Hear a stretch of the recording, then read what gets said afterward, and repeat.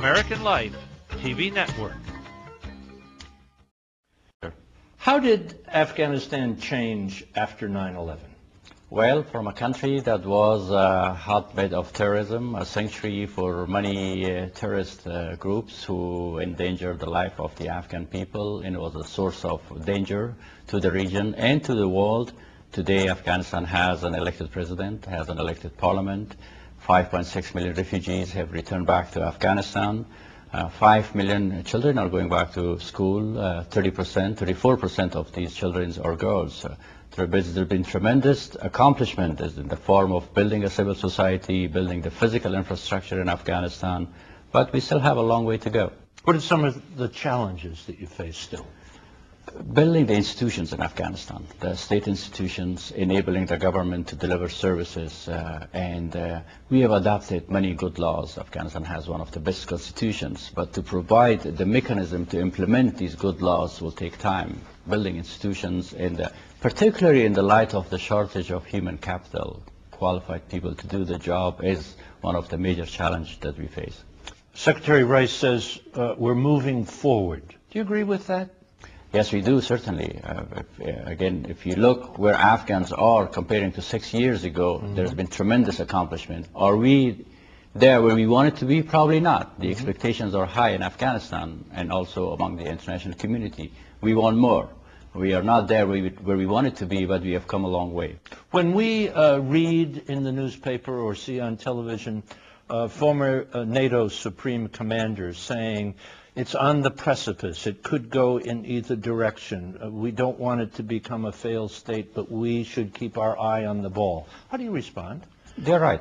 They're absolutely right. There is what we've accomplished in Afghanistan was based on the amount of the investment that the international community made in Afghanistan from the very beginning, from 9/11. The approach that the international community took was the so-called light footprint. That light footprint approach resulted some blurry results. Had we invested more in building the institutions in Afghanistan, we would have not been in a crossroad today. Did we take our eye off the ball? Did we get diverted with the war in Iraq? Yes, you did get diverted. I don't know if it was because of the war in Iraq or not, because you were also diverted after the Cold War when the Russians were gone. So certainly there has been underinvestment in building the institutions in Afghanistan. You referenced the Soviet occupation, 79 through 89, and the United States' role behind the scenes, and then all of a sudden, nothing, or not much at all. Is there a feeling on the part of the government and part of the people that we might walk away again? No. I think both the United States, the region, and Afghan have learned in a hard way the lessons of neglecting Afghanistan. And after 9/11, after the Soviet withdrawal, Afghanistan was left alone as a small nation with a lot of weapon, a lot of extremism being infused into our society. And the results were the internal fighting and then the Taliban.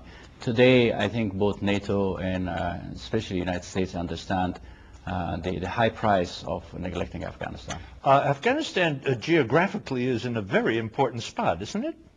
It is a crossroad. The heart of Asia? It's the heart of Asia. It's the crossroad of civilizations. And a lot of important names historically that we think about, Alexander the Great and Genghis Khan and Zoroaster, and there's a great richness to the history, isn't there? That's true. That's one of the important assets that we have in Afghanistan is a very diverse culture, a country that makes the culture and civilization of India all the way to Russia, from China all the way to Greece. And this is evident in the visual face of the Afghans in our culture and our food, and also in the history of Afghanistan. Population is what? 22 to 25 million. And it is a Muslim country, correct? It is, 99%. And the size, how could we relate it to maybe one of our states here in the United States? State of Texas. About the size of the state of Texas. Yes. And what do the people do there? I know it's a very poor country, and people are subsisting on less than a couple of dollars a day, huh, for a lot of them. That's true. Mostly agriculture.